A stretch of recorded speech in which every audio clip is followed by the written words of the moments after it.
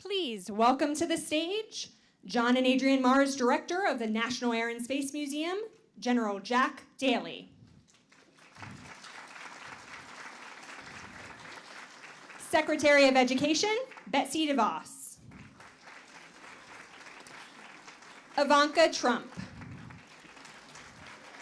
Museum Explainer, Ray Stewart. NASA Astronaut Kay Hire.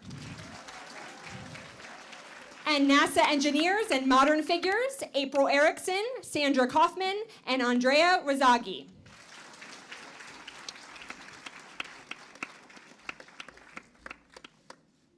I think we can all be seated. Well, good morning. I'm Jack Daly, the John and Adrienne Mars Director of the Smithsonian's National Air and Space Museum, and it's my pleasure to welcome you here today to celebrate Women's History Month and can hear from some of our special guests on how you can make yourself famous. Every March across the country, we commemorate the accomplishments of significant women of every era. Some, like Amelia Earhart, Bessie Coleman, and Jackie Cochran, found their way into history books by being the first or the fastest. Others make history by overcoming extraordinary obstacles to accomplish exceptional tasks. Last year, Hollywood did a story on 3 such women in the film Hidden Figures, which you'll see later today. It reminds us that it was the contribution and hard work of thousands of Americans of all ages, genders, and races that resulted in the triumph of putting the first human on the moon. But I also want to take a moment today to discuss a group of people who haven't made it into the history books yet. I challenge you to think about what great milestones you'd like to reach in the next 60 years and how you can make them happen. And as the 3 women in the film discovered, it may take more than brains. It may take courage and determination to overcome others' preconceptions of what you can accomplish. No matter what, making history takes hard work, and that starts in the classroom. In Hidden Figures, the term computer didn't mean the phone in your pocket. It meant a person that did the critical task of computing orbital trajectories with lives on the line. Science, technology, engineering, and math, the STEM subjects, are vital, even in the age of smartphones. Our special guest today can tell you firsthand just how far you can go if you start early and study hard. I'd like to thank Ivanka Trump and Secretary of Education Betsy DeVos for being here today.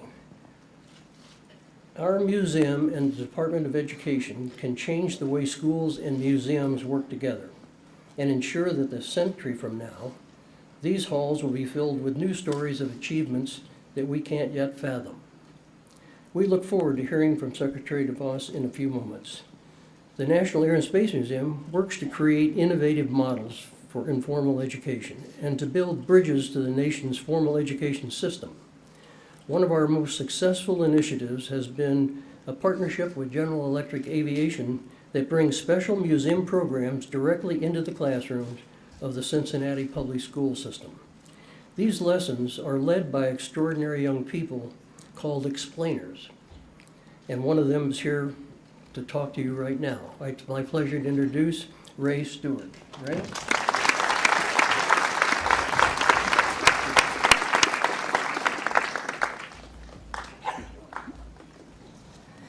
Thank you, General Daly.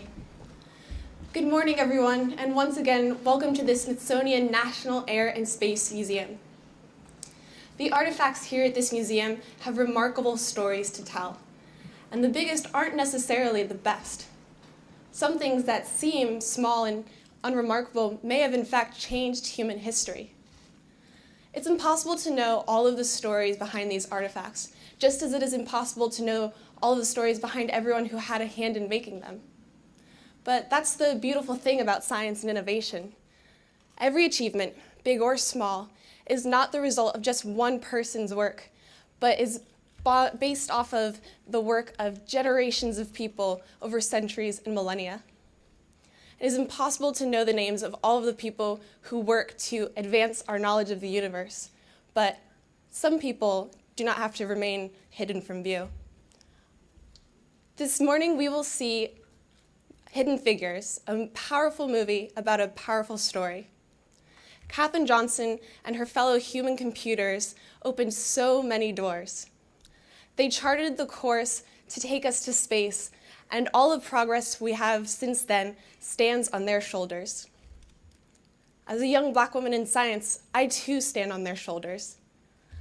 They have opened the door for me to participate in this great adventure. These women worked so hard, not because of how easy it was, but in spite of the challenges and because it was worth it. I am currently in Washington, D.C. to study physics, and thankfully have the opportunity to be an explainer here at the museum.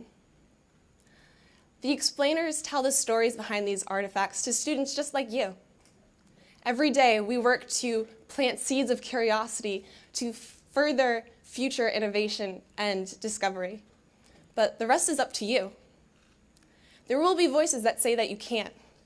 And some of those voices will come from you, back in the back of your mind saying, I'm not smart enough, or I don't belong.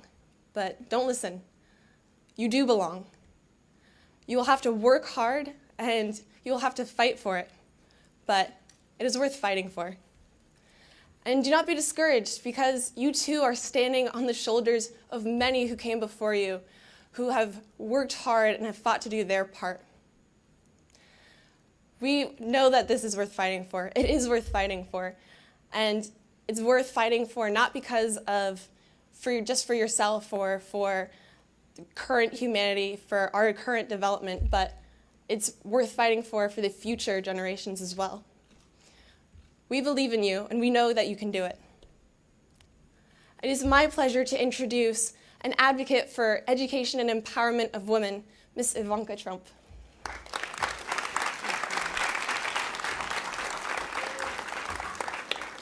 Thank you, Ray. How incredible is she? Amazing. Your words inspire us all. Thank you. I'm honored to be here today at one of my very, very favorite museums, the National Air and Space Museum. This month, Women's History Month, we recognize the essential role of women and girls in our society and in our economy. Today, this wonderful event encourages us to think specifically about the role of women, girls, and boys in STEM: science, technology, engineering, and math. As we reflect on the past, the present, and the future. The film we're about to see, titled Hidden Figures, honors the legacy of 3 female African-American NASA scientists who helped launch the first astronauts into orbit in NASA's early history. The heroes of Hidden Figures were trailblazers for women in STEM, paving the way for greater representation of women and African Americans in these fields. They embody America's spirit of innovation and inspire us all to continue pushing gender boundaries across all industries. Thanks to their enormous contribution, today, more than 50 years later, my father's administration has expanded NASA's space exploration mission and added Mars as a key objective. I can only imagine where we're going to be in another 50 years from now, and rather where your generation of scientists, mathematicians, engineers, and astronauts will take us. Okay, so raise your hand if you're passionate about STEM. Let's see. Very good. Raise your hand if you'd like to be one of America's greatest innovators. I'm impressed. Your response fills me with incredible hope. Today's statistics, though, not so much. Women make up 48% of the U.S. workforce, but only 24% of STEM professionals. This statistic shows that we are sadly moving in the wrong direction. Women are increasingly underrepresented in important fields of science, technology, engineering, and math. But I dare you to beat these statistics and advance the role of women in STEM fields.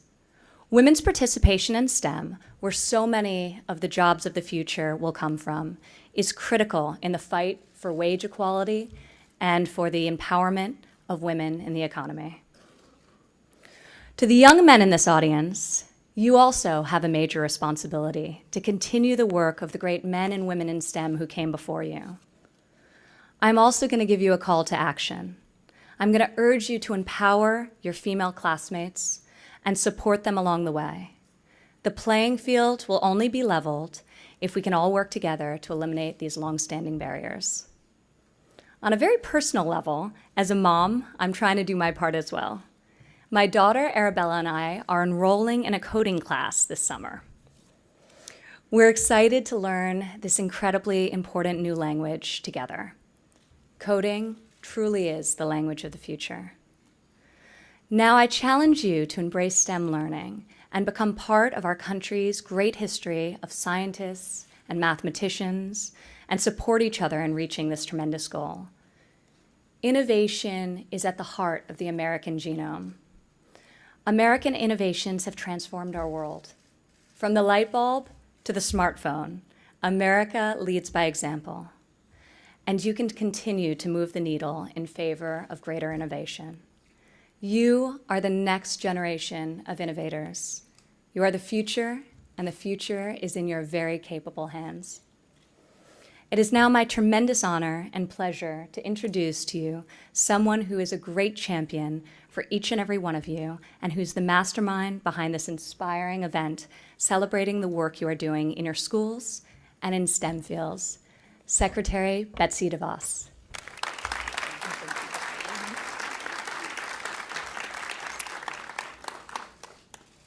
Thank you so much, Ivanka, for that very kind introduction and for your great remarks. And thank you to General Daly for hosting us here at the museum today. Thank you to the engineers and our astronaut for being here today. We're excited to hear from you in a few moments. I want to begin, though, by asking all of the students in the audience, how many of you have dreamt of being an astronaut? Can I see a show of hands?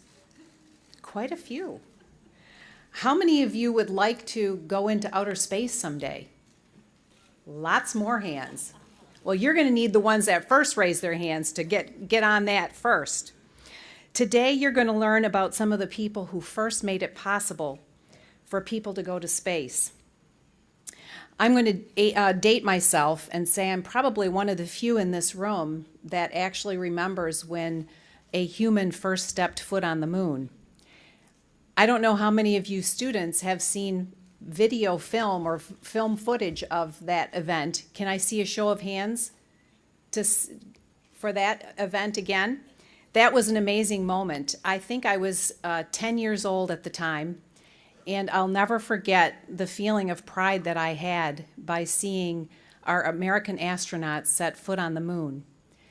You here represent the future for this nation. And Ivanka talked about the fact that her father has set out the goal and the aspiration of reaching Mars with humans. And I know that there's probably someone in this audience who's going to be part of that important mission. I'm excited about the movie that you're about to see. I've had the opportunity to see it. It is a really inspiring movie. And the women in this movie, Hidden Figures, showed that it doesn't matter whether you're a boy or a girl, whether you're black or white, you can be great at whatever you do, so long as you believe in yourself, you work hard, and you stay true to your convictions. In a minute, we're going to meet an accomplished astronaut. But I want to mention another trailblazer that I recently met. Her name is Shasta Wise. Shasta and her family fled Afghanistan when she was a young girl. She didn't fly on a plane until she was in high school. But from the moment she took off on her first flight, she knew she wanted to be a pilot.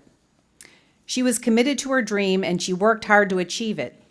She became the first civilian female pilot from Afghanistan.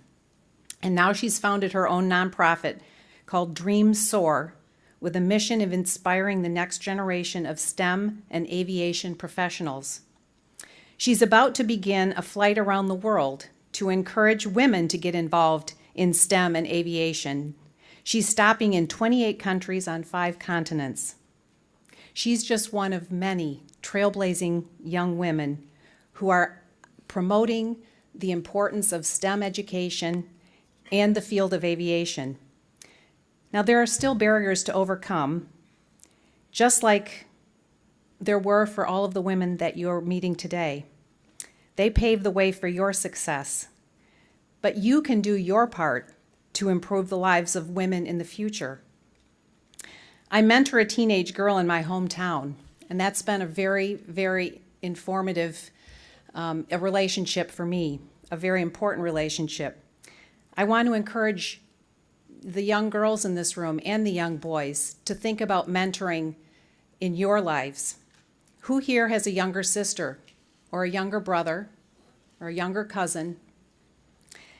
I hope that you never underestimate the impact that you can have on their lives by being a good example and by encouraging them to be the best they can be at whatever they choose to do.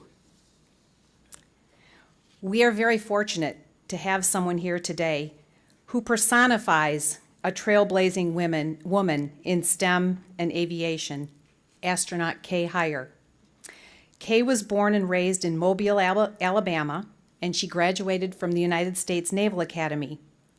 In 1993, she became the first female in the U.S. military assigned to a combat crew. She started astronaut training in 1995.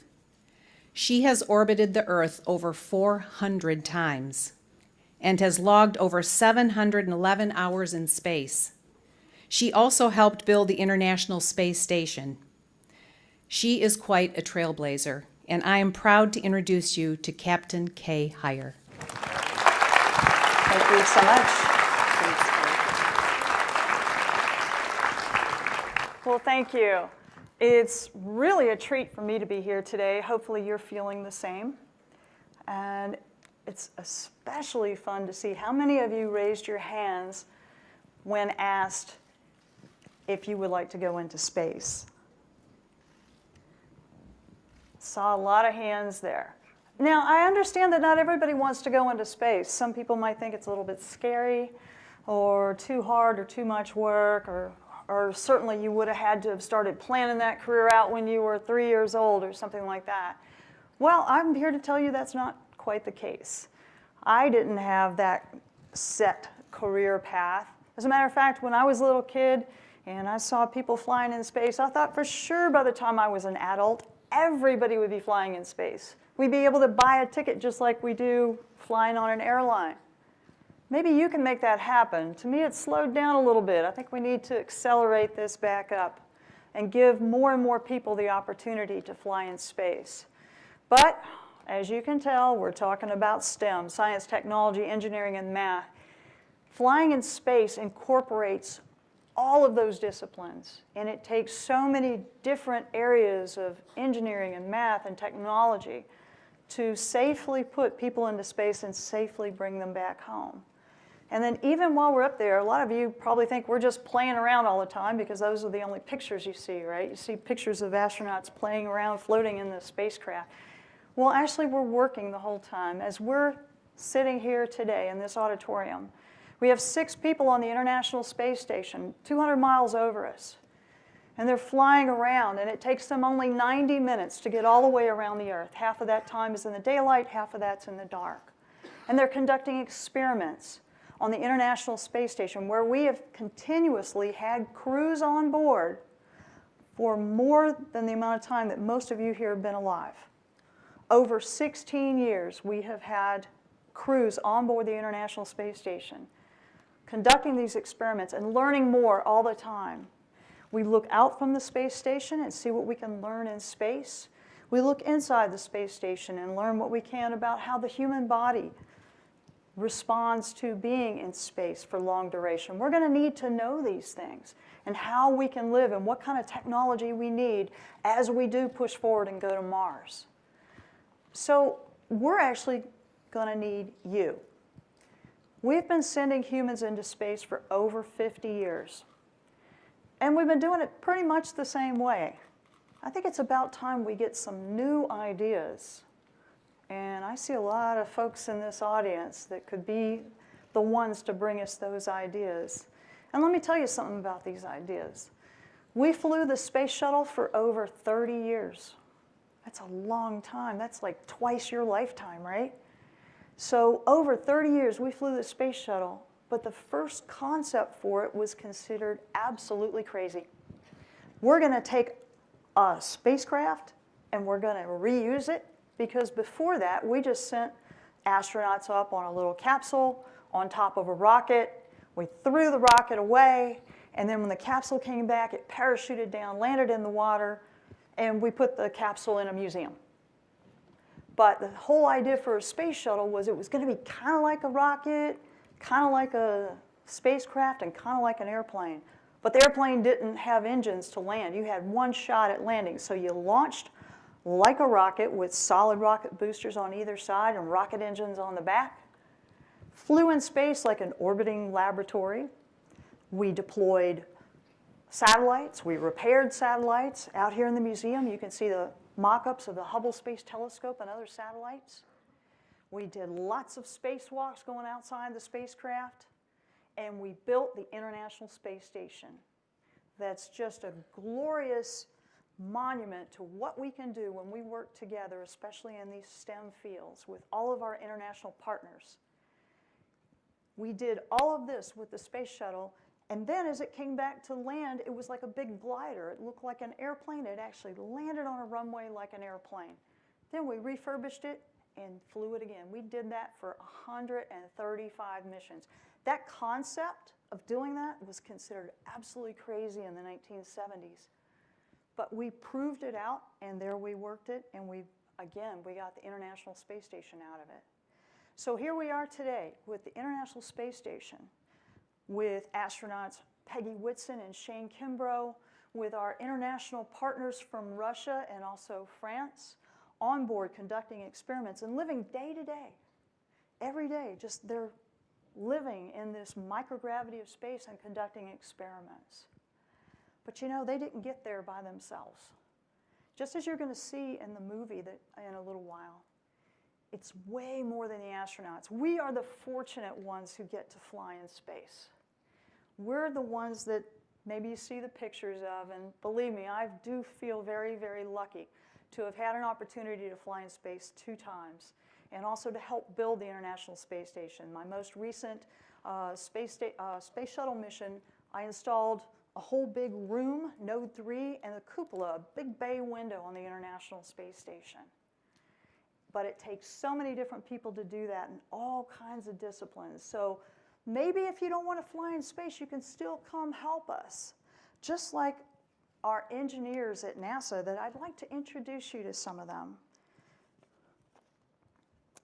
So starting off, we have with us today some of our women engineers that have helped us not only fly in space, but also to explore space, explore interplanetary systems and universes. Starting off, we have Sandra Kaufman. Sandra is the Earth Science Division Deputy Director at NASA headquarters, and she helps us study a very important planet to us, our own Earth.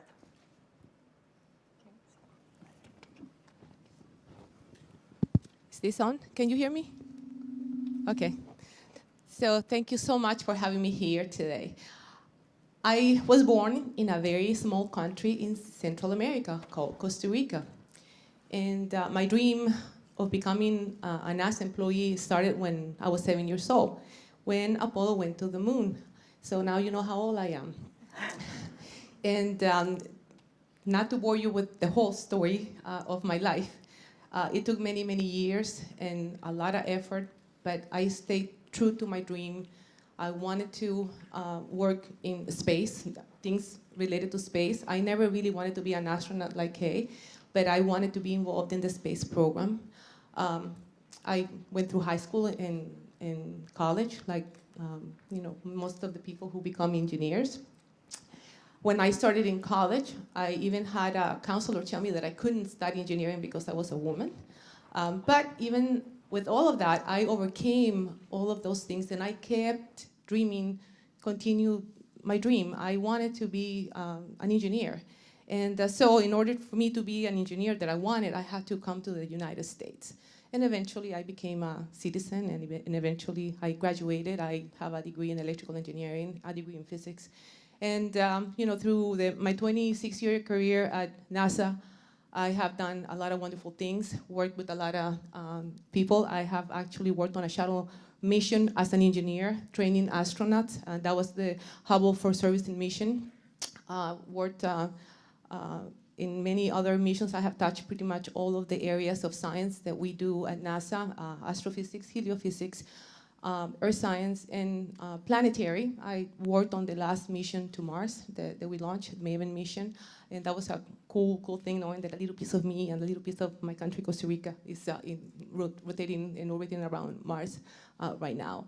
And to the point where now I am the deputy director for the Earth Science Division at NASA headquarters, overseeing all of the satellites that we have orbiting around Earth. We have 19 satellites that are constantly observing Earth and trying to understand the Earth as a system, because it's all interconnected.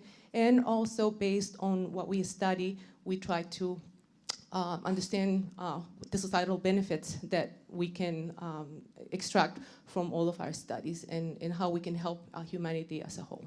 So thank you very much for having me here.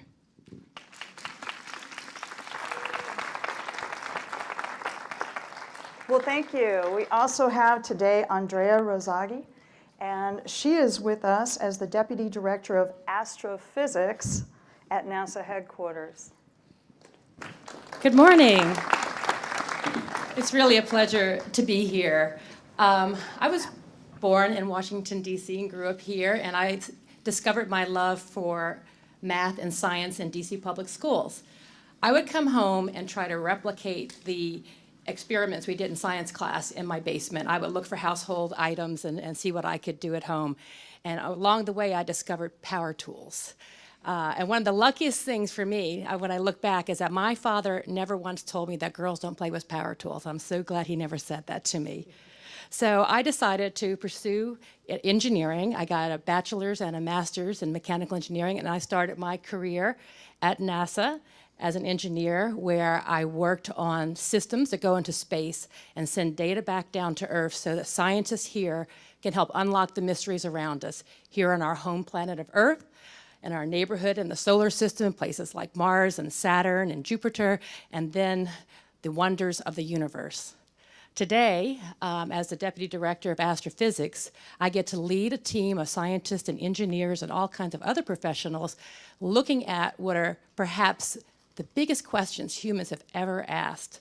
When you look up into that familiar night sky and look at those stars and constellations, we look at the questions of, how did it all start? How did the universe start? How do things work out there? How is it changing? And the big question of, are we alone, or is there life elsewhere in the universe? Now, these kind of questions are big, and we're putting together the pieces of the puzzle, but there are a lot of empty spaces in this puzzle. This is a multi-generational endeavor, and we need you to start filling in more pieces of that puzzle. So thank you again for having me.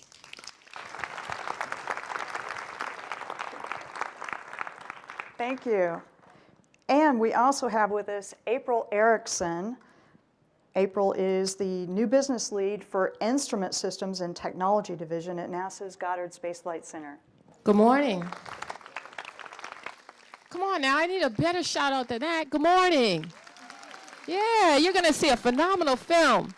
Hi, I grew up in Brooklyn, New York. I actually grew up in the New York Housing Authority, Public Housing Authority, and so I had meager surroundings, and I tell that to people because even when you don't have, say, a lot of money, you can really apply yourself very well in school, and that's sort of the American way, right? Get a good education, work really hard, and you maybe get a good job like we have. I love my job at NASA. So I went from Brooklyn, New York to Cambridge, Massachusetts. I was such a good student that I got a scholarship to go to a school in Weston, Massachusetts.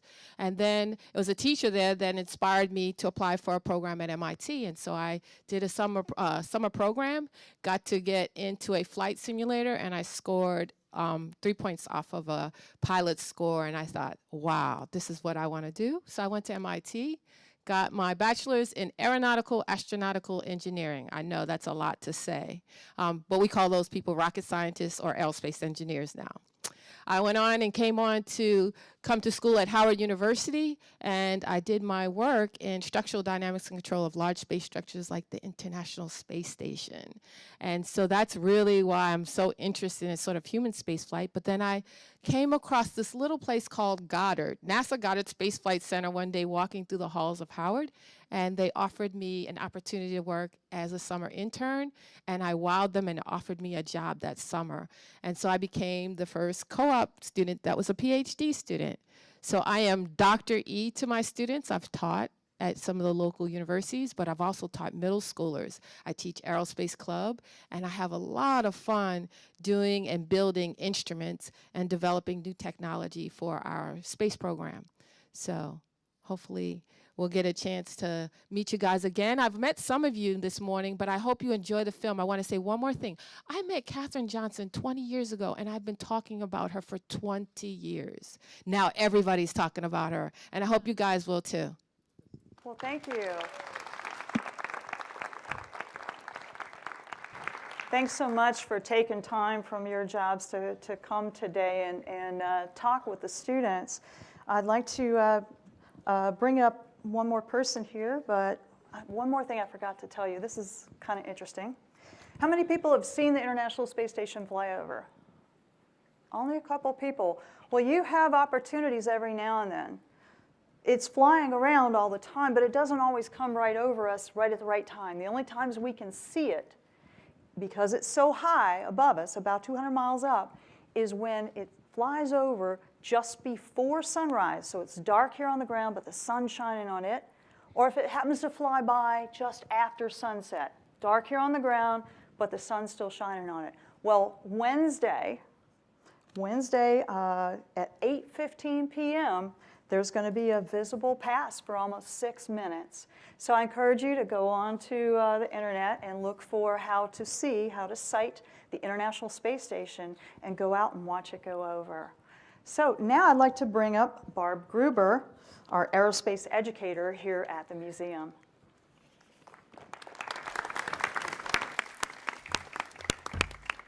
So you guys, we'll do that way. You guys have met a lot of modern figures here. What I'd like to introduce you to is one of those hidden figures like what you will see in the movie. Her name is Margaret Hamilton. She was a computer scientist, and her team was in charge of programming and compiling the guidance computer for the Apollo 11. She got the term rope mother because of the way that they had to code the memory for the guidance mission. So raise your hand if you know what a bit is. I got a few, just a bit. It's either a 1 or a 0, right? So this is how we've programmed computers since the beginning, and it's still how we can program some computers. The memory of the Apollo guidance computer consisted of iron beads with wires or rope running through them. The signal for a 1 would be if the wire ran through the bead, and the signal for a 0 would be if the wire ran around the bead. So it's a binary 1 or a binary 0. Now raise your hand if you know what a byte is. Okay? For those who didn't raise your hand, a byte is 8 bits. So pull up your ropes. You will notice that you have beads in groups of 8. You have 8 red ones, 8 white ones, and 8 blue ones. So each of those represent a byte worth of information. Now NASA had 9 years to get to the moon and back. You guys have 5 minutes to code. What you're going to do, pull the wire out of the beads. All right, I need my codes up on the screen. My binary conversion chart, thank you. All right, so you are going to code your initials. You can start at either the red or the blue side. If you are programming a 0, your wire will skip the bead. If you are coding a 1, the wire will go through the bead. I'm assuming you have 3 initials. If you don't have 3 initials, you have to improvise. You can either run the wires through all the white ones if you don't have a middle initial. If you have more than 3 initials, you got to pick your favorites.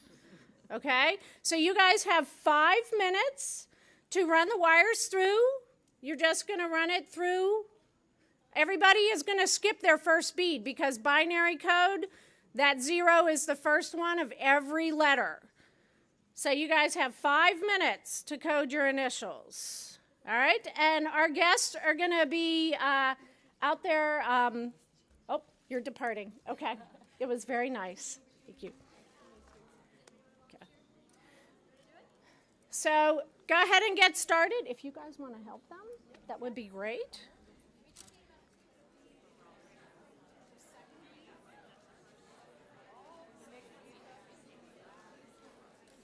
I want to thank our special guests, General Daly, Secretary Betsy DeVos, Ivanka Trump, Astronaut Kay Hire, and our modern figures and NASA engineers. So let's give them a round of applause.